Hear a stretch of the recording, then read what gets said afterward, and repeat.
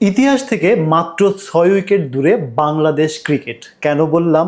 ডারবানের মারারা স্টেডিয়ামে যে ঐতিহাসিক টেস্ট চ্যাম্পিয়নশিপের ম্যাচটা বাংলাদেশ ভার্সেস অস্ট্রেলিয়া খেলতে যাচ্ছে, সেই ম্যাচের আজকের তৃতীয় দিন শেষে যে পরিসংখ্যানে আমরা দাঁড়িয়ে, সেটা সত্যি গর্বের, সত্যি আনন্দের। আর একটা ইতিহাসের সামনে দাঁড়িয়ে বাংলাদেশ ক্রিকেট টিম ৬টি উইকেট নিতে পারলেই একটা বড় সম্ভাবনা।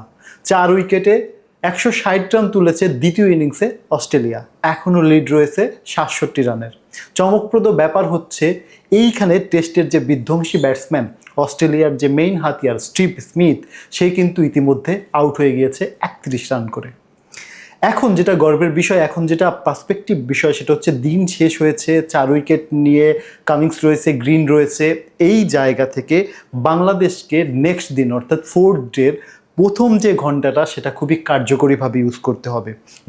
যেভাবে বাংলাদেশ এই ইনিংসের বলিং শুরু করেছিল হাসান মাহমুদকে দিয়ে ব্রেক থ্রু, তারপরে যেভাবে হাসান মাহমুদ তার অ্যাটাকিং ফর্মুলাটাকে আগের মতোই রেখেছে, মানে আগের ইনিংসে সেই ৬ উইকেটের ধারাবাহিকতায় যেভাবে ট্রান্সফার নিয়ে এসেছে এবং যেভাবে সেই অফ স্টাম্পের বাইরে হালকা ফ্লিক করে বের হওয়া জায়গা যে বলগুলো, যেগুলো হাফ বাউন্সের মতো, যেগুলো ওই কাউন্টিতে কার্যকরী হয়েছিল, সেই জায়গাগুলোকে কন্টিনিউ রাখা। কয়েকদিন আগে সাকিব আল হাসান শ্রীলঙ্কায় একটা ইন্টারভিউতে বলেছে হাসান মাহমুদ খুবই কার্যকরী হতে পারে। কারণ হচ্ছে হাসান মাহমুদ সম্প্রতি কাউন্টিতে যে ধরনের বোলিং অ্যাটাক দেখিয়েছে বা যে ধরনের কারিশমেটিক বোলিং, ওই ধরনের কন্ডিশনে, বিশেষ করে ব্যাটিং ফ্রেন্ডলি উইকেটে নিজেদেরকে মানিয়ে নেওয়া এবং ব্যাটিং ফ্রেন্ডলি উইকেটে পেস অ্যাটাককে কীভাবে সর্বোচ্চ কার্যকরী জায়গায় নিয়ে যেতে হয়, সেই ফর্মুলাটা মনে হয় বেশ কাজে এসেছে এই ডারবানের মারারা স্টেডিয়ামে।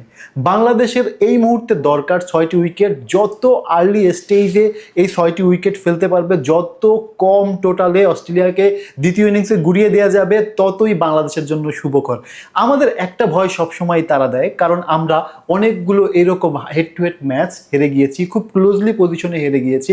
বিশেষ করে ২০০৬ সালের কথা বারবার মনে করিয়ে দেয় অস্ট্রেলিয়া টিমের। তখন এই ধরনের একটা কন্ডিশনে নিয়ে আসার পরও সেই গ্লেসপিড ডাবল 100-এর পরে ওই টেস্টটা আমরা খুব ব্যাপকভাবে হেরে যাই। এবং এই ম্যাচের যে রেজাল্ট আসবে, এটা কিন্তু আমরা বলতেই পারি। ওয়েদার কন্ডিশন যা বলছে, তখন ওয়েদার বিপর্যয়ের কোনো সম্ভাবনা নেই। সেই সাথে বাকি 2 দিন খেলা হবে, দ্যাট মিনস একটা রেজাল্ট এখানে আসবেই। তার মানে এই রেজাল্টটা কতটা বাংলাদেশের পক্ষে আসার সম্ভাবনা, সেটা যদি একটু বিশ্লেষণ করি, বাংলাদেশ এই মুহূর্তে লিডিং অফ দ্য পয়েন্টে রয়েছে। অর্থাৎ 3টি দিনের যে 9টি সেশনের পূর্ণ ডোমিনেট করেছে বাংলাদেশ ব্যাটিং বোলার ইউনিট। বিশেষ করে ব্যাটাররা যেভাবে ডোমিনেট করেছে, সেই জায়গায় প্রথম ইনিংসে বোলাররা এবং দ্বিতীয় ইনিংসের শুরুটাও বোলারদের ডোমিনেশন দিয়ে শুরু করেছে। অস্ট্রেলিয়ার টপ 4 ব্যাটারের মধ্যে কেউই এখন পর্যন্ত 50 স্পর্শ করতে পারেনি।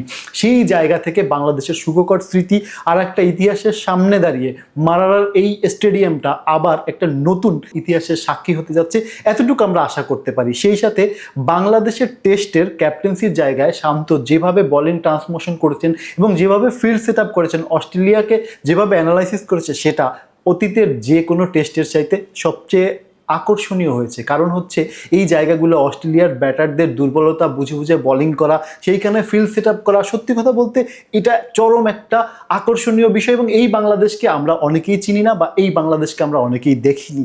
বাংলাদেশের এই টেস্ট চ্যাম্পিয়নশিপটা একটা নতুন গল্প বলবে, এই প্রত্যাশায় আজকের মতো এখানেই বিদায় নিচ্ছি। কিন্তু আমরা ফিরে আসব বাংলাদেশের একটা সুখবর নিয়ে। অতদিন পর্যন্ত আমাদের সাথেই থাকবেন এবং চ্যানেলে নতুন হয়ে থাকলে অবশ্যই সাবস্ক্রাইব করবেন।